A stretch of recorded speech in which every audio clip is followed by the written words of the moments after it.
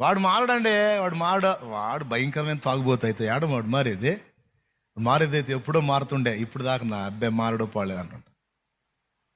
నిజంగా దేవుడు అలా అన్నాడా నీతో? మనుషులు అంటారు మారడని, కానీ దేవుడు అలా మారడన్న వాళ్ళని ఎంత మందిని మార్చి ఈరోజు సాక్షుల్ని చేసి, సేవకుల్ని చేసి, దేవుని కొరకు పాత్రలు చేసి వాడుకుంటున్నాడు. ఎన్ని జీవితాలు మారిపోయినాయండి ఈరోజు. అందుకే నేను చెప్తున్నా,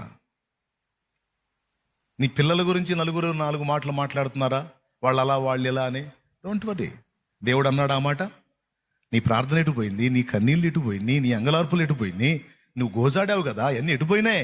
మొత్తం నీ కన్నీళ్లు బుడ్డిలో దాచాడు, నీ విజ్ఞాపనలన్నీ గ్రంథములో రాశాడు. వాటన్నిటికీ తగిన కాలం ముందు ఒకటొకటిగా ఉత్తరం ఇస్తాడు. 10 మంది 10 మాటలు మాట్లాడుకుంటే వాటిని లక్ష్య పెట్టాల్సిన అవసరం లేదు. ప్రభు నీతో ఏమంటున్నాడో ఆ వాగ్దానాలని, ఆ మాటల్ని పట్టుకో, బతికిపోతావు, బలంగా ఉంటావు, దేవుని కొరకు సాక్షివై వర్ధిల్లుతావు.